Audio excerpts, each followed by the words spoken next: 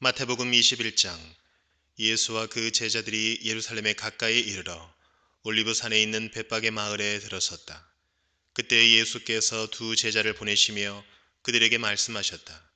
맞은편 마을로 가거라. 가서 보면 나귀 한 마리가 매어 있고 그 곁에 새끼가 있을 것이다. 풀어서 나에게로 끌고 오너라. 누가 너희에게 무슨 말을 하거든 주님께서 쓰려고 하십니다 하고 말하여라. 그리하면 곧 내어줄 것이다. 이것은 예언자를 시켜서 하신 말씀을 이루시려는 것이었다. 시온의 딸에게 말하여라. 보아라, 내 임금이 내게로 오신다. 그는 온유하시어 나귀를 타셨으니 어린 나귀 곧 멍에 매는 짐승의 새끼다. 제자들이 가서 예수께서 지시하신 대로 어미 나귀와 새끼 나귀를 끌어다가 그 위에 겉옷을 얹으니 예수께서 올라타셨다. 큰 무리가 자기들의 겉옷을 길에다가 폈으며 다른 사람들은 나뭇가지를 꺾어다가 길에 깔았다. 그리고 앞에 서서 가는 무리와 뒤따라오는 무리가 외쳤다. 호산나 다윗의 자손께 복되시다 주님의 이름으로 오시는 분 더없이 높은 곳에서 호산나. 예수께서 예루살렘에 들어가셨을 때에 온 도시가 들떠서 물었다. 이 사람이 누구냐? 사람들은 그가 갈릴리 나사렛에서 나신 예언자 예수라고 말하였다. 예수께서 성전에 들어가셔서 성전들에서 팔고 사고 하는 사람들을 다 내쫓으시고 돈을 바꾸어 주는 사람들의 상과 비둘기를 파는 사람들의 의자를 둘러엎으시고 그들에게 말씀하셨다.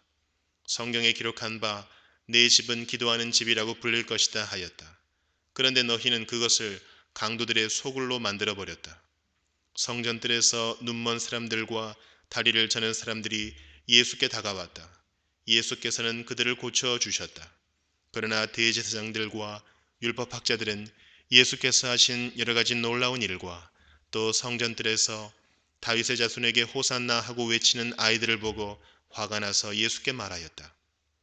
당신은 아이들이 무엇라 하는지 듣고 있소? 예수께서 그들에게 말씀하셨다. 그렇다.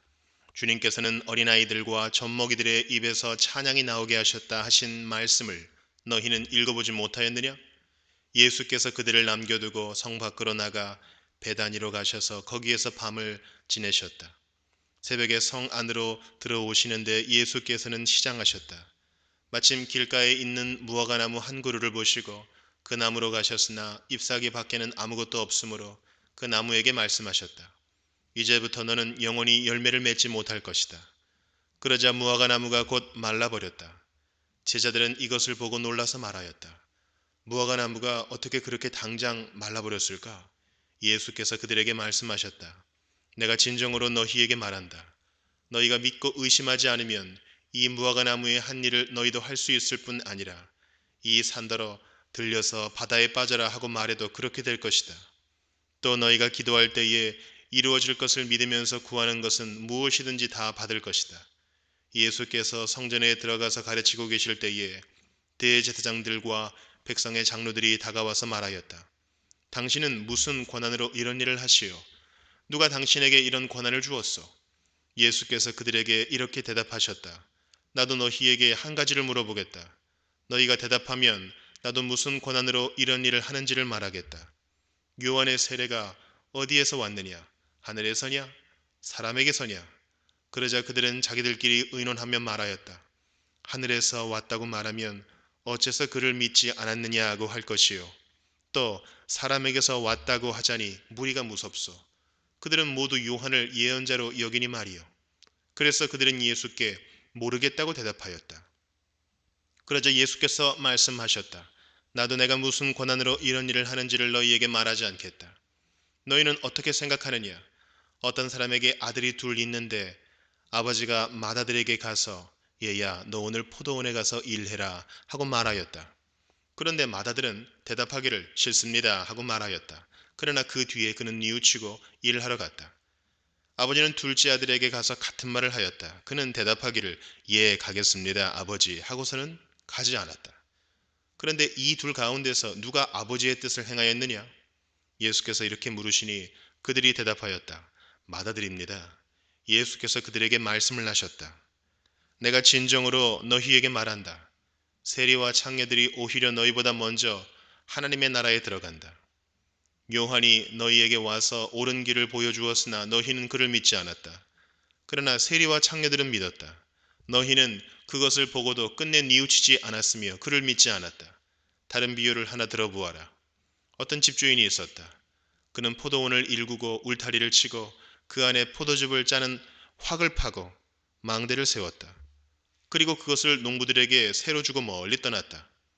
열매를 거두어들일 철이 가까이 왔을 때에 그는 그 소출을 받으려고 자기 종들을 농부들에게 보냈다.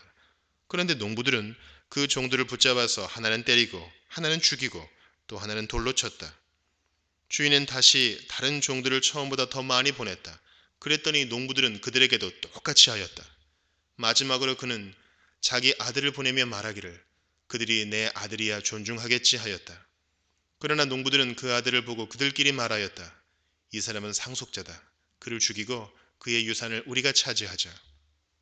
그러면서 그들은 그를 잡아서 포도원 밖으로 내쫓아 죽였다. 그러니 포도원 주인이 돌아올 때에 그 농부들을 어떻게 하겠느냐?